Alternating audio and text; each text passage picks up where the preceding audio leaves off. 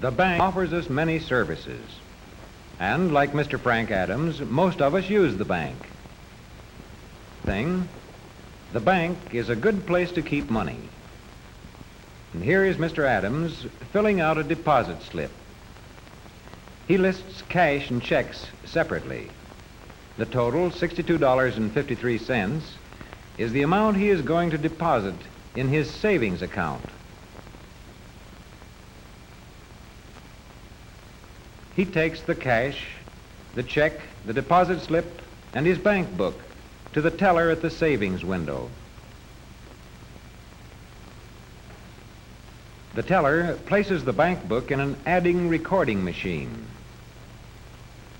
Into the bank book, she punches the amount of his deposit and the new balance, which is the total amount that Mr. Adams now has in his savings account.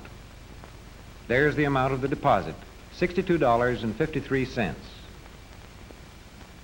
The pages of the bank book show the record of Mr. Adams' savings account. 8 years ago, one March, he made his first deposit of $50.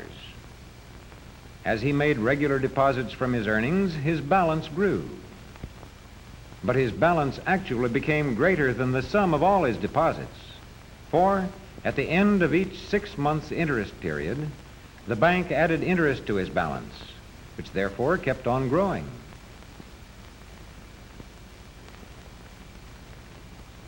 The teller puts Mr. Adams' deposit slip with other deposit slips in this basket. These slips are a record of the money that has come into the bank. And up here, they're checked in the proving machine. The bank's careful methods give Mr. Adams confidence that his savings are secure. And so does the federal government's insurance guarantee.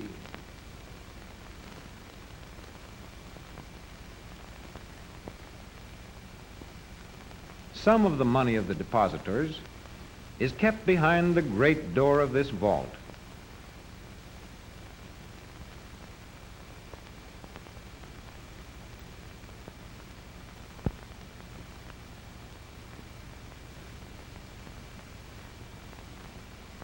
Part of the money that comes into a bank is kept in cash. But the rest of it must be put to work to earn a profit for the bank. And so, the bank invests much of its money.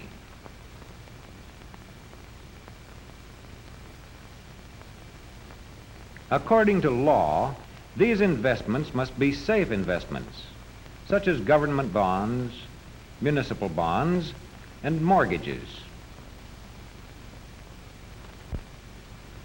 The bank also invests its customers' money in personal and business loans to reliable people.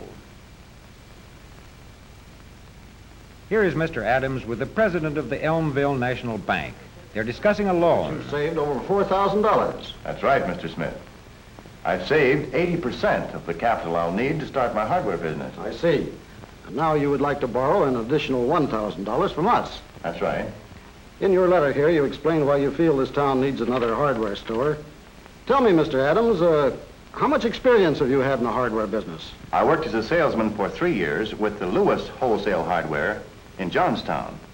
And I have managed the appliance department in the King Hardware Store here in Elmville for the past 8 years. That should certainly be enough. And you've been promised a location on Washington Street. Yes, I have, Mr. Smith. Good place for a hardware store. Well, I think we can make you this loan. Oh, that's fine. Will the bank need security? No, I don't think so. As you say, you're putting up 80% of the capital from your own savings. Besides, you've lived in this town and banked with us for quite a while. You have a good reputation. We know you're reliable. I'm glad you think so. Here's the note, and this is where you sign. You'd better read it over carefully first. Let's see.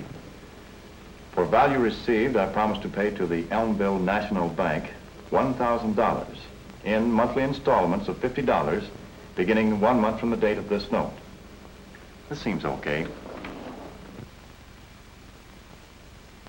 Fine. And since you're paying the loan back on a monthly basis, we will calculate the interest on a monthly basis, too. The tables in this book will give us the exact figure. Now, let's see. 20 months. At our usual rate, it comes to just $20.43. Now, we will subtract the interest from the principal and give you a check for the balance. That sounds all right. How much will it come to? It comes to exactly $979.57. That's fair enough. Miss Jenkins, will you please make out a check to Mr. Frank Adams for $979.57. Right away, Mr. Smith. Thanks. Now, how about opening a checking account for your new business? Yes. I'd like to do that right away so I can start paying for my furnishings and my merchandise by check. I'll start my checking account. Mr. Adams finds his new checking account very useful. To pay for the $150 worth of merchandise which he has ordered, he is going to draw a check on his bank.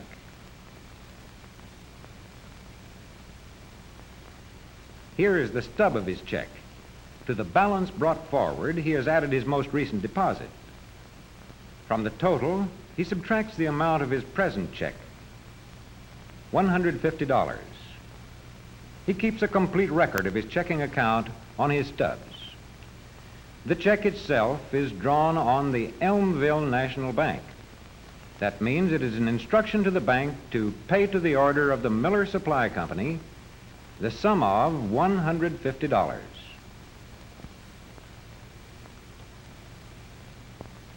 Mr. Adams writes the amount in words so there can be no mistake.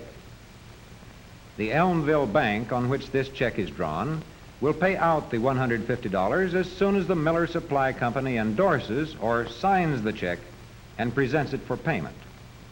All that remains for Mr. Adams is to mail the check with his order to the Miller Supply Company, which can collect the money as soon as it endorses the check. And here is the check arriving at the Miller Supply Company.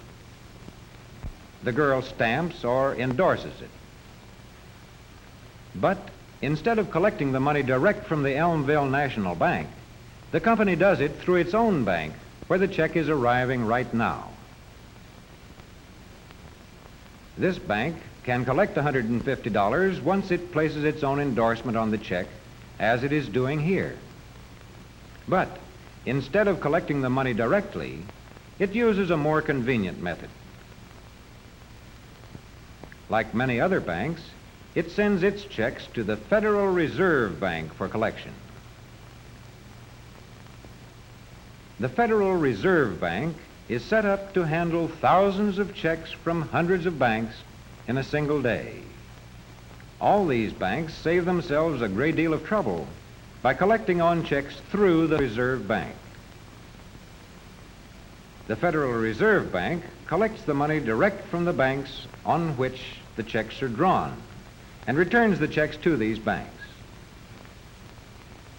And so, Mr. Adams' check reaches the Elmville National Bank, where it is canceled to show that $150 has been paid out of Mr. Adams' account. As proof, the canceled check will be sent to him along with his monthly statement. And here Mr. Adams is serving a customer in his hardware store. He is building up a prosperous business with the help of his bank loan and the money he has saved over the years in his savings account.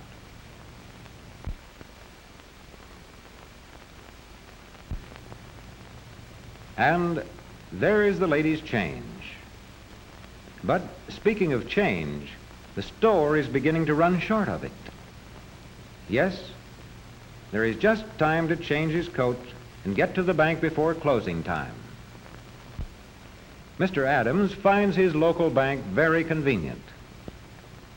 Not only because it can always give him all the small needs, but also because of its other services, such as his savings account, the loan which it gave him, and the checking account which makes it possible for him to pay for his orders by check. At the teller's window, he is getting his small change, conveniently wrapped in paper and labeled nickels, dimes, quarters, and $50. Mr. Adams is a good customer of the bank. In return, the bank provides many services for him and for everyone who uses the bank.